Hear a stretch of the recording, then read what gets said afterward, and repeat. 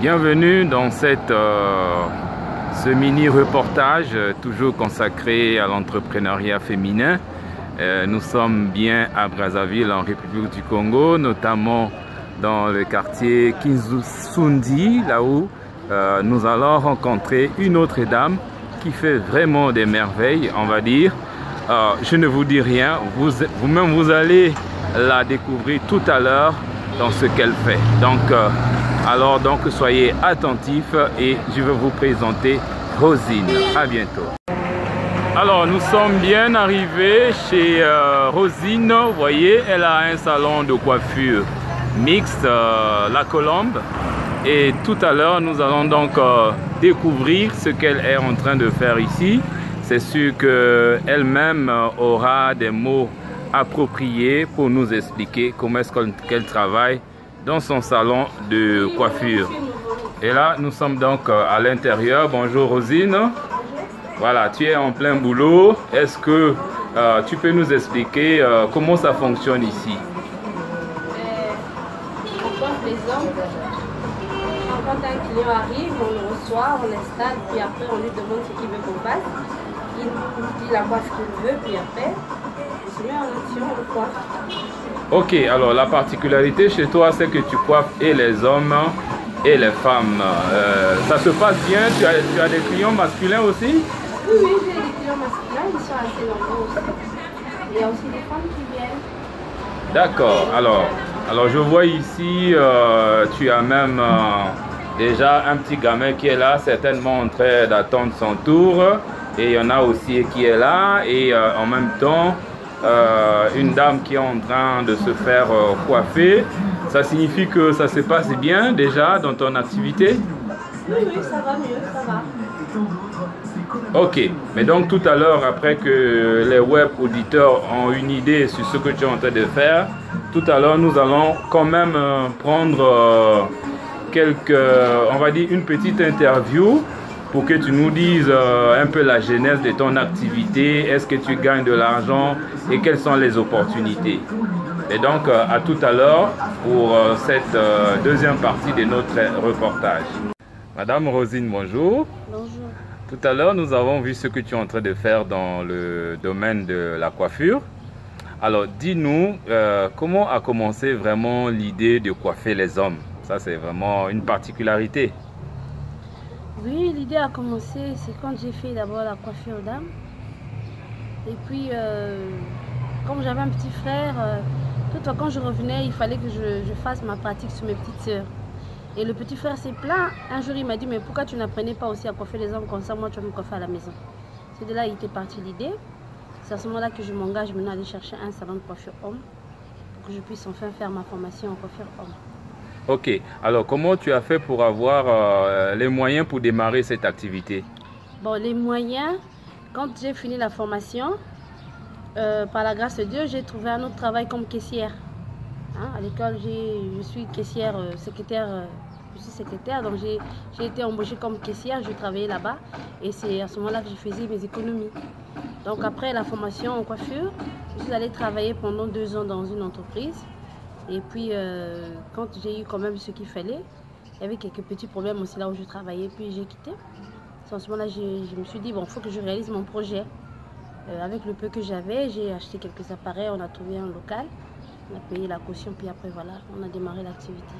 Donc à la base, tu as dû serrer la ceinture pour mettre un peu d'argent de côté pour créer cette activité. Alors beaucoup de gens n'arrivent pas à le faire aujourd'hui. Toi, tu as quand même tu as un secret? Non, le secret c'est juste la responsabilité. Vous savez que si vous avez personne qui vous soutient, hein, si vous avez personne qui vous soutient et que vous savez que le peu que vous avez travaillé, vous avez épargné, c'est mieux d'investir pour enfin avoir une activité pour assurer au moins un revenu de tous les jours. Alors, tu as assisté à l'une de mes formations en éducation financière. Ça a été aussi, ça a beaucoup contribué à ça? Oui, ça a beaucoup contribué. Ça m'a permis d'améliorer encore ma gestion et dans mes investissements au fur et à mesure que je suis en train d'avancer. D'accord. Alors, j'ai vu qu'il y a des dames qui travaillent avec toi. Ce sont tes employés? Oui. Tes employés. Oui. Tu peux nous dire à ce jour combien d'argent tu génères tous les mois dans cette activité? Dire l'argent. à peu près, hein, pour nous donner une idée. Si possible, bien sûr. C'est-à-dire dire combien je fais? Oui, le chiffre d'affaires mensuel. Ça, c'est un secret qu'on ne dit pas. Ça, c'est un secret pour toi. Bon, mais au moins, dis-nous, ça marche et tu te retrouves? Oui, ça marche. Ça marche. Mais sauf que ces derniers temps, il y a quand même la baisse d'activité. Mais sinon, ça marche. On arrive à payer le loyer, on arrive à épargner un tout petit peu. Puis essayer de racheter encore le matériel. Surtout que là, on est en train d'envisager d'ouvrir un autre salon. Donc, on a favorisé un peu la formation sur les jeunes filles qui n'ont pas de situation. Qui n'ont pas de travail. Travail, voilà. Donc, on a une promotion de formation gratuite. Et donc, le projet, c'est qu'on les forme après, on va travailler quand on aura un autre salon, question de les dispatcher en groupe. D'accord. Est-ce qu'il y a des risques dans cette activité pour les gens qui voudraient bien se lancer? Des risques, des difficultés? Oui, les difficultés, il y en a. Les difficultés, vous savez qu'il y en a, mais il faut persévérer. Hein. C'est pas ce qui manque, les difficultés. Dans tous les domaines, il y en a.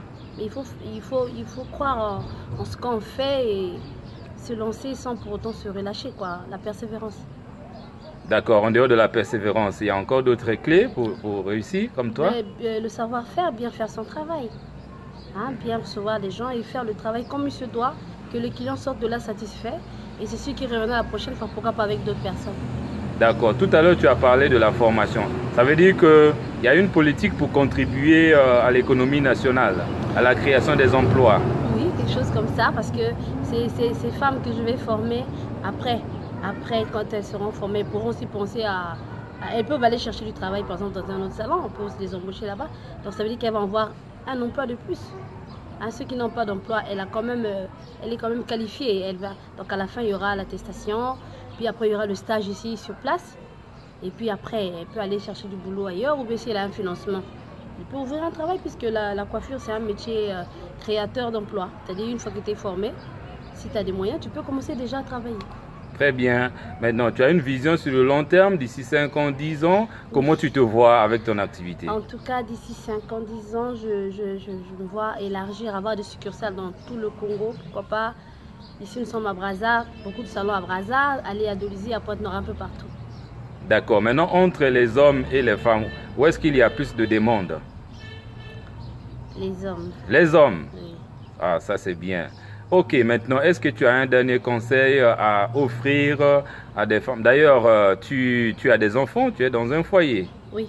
Ok, combien d'enfants? J'ai 2 enfants. Tu as 2 enfants. Oui. Ça signifie que ces enfants aussi, tu les gères avec l'argent que tu gagnes aussi dans cette activité? Bien sûr, oui. Ok, maintenant, ton dernier conseil, c'est quoi? Mon conseil, c'est encourager toutes celles qui veulent apprendre un métier. Ne pas se décourager, mais plutôt... se lever et aller apprendre. Quand tu apprends un travail, tu ne peux pas mourir de faim. Hein? Dès que tu sais faire quelque chose, tu peux pas mourir de faim. Il faut se lancer, il faut croire en ce qu'on veut faire, puis après, ça devrait aller. Maintenant, tes coordonnées téléphoniques, l'adresse et le numéro de téléphone. Le numéro de téléphone, c'est le 06 660 71 96.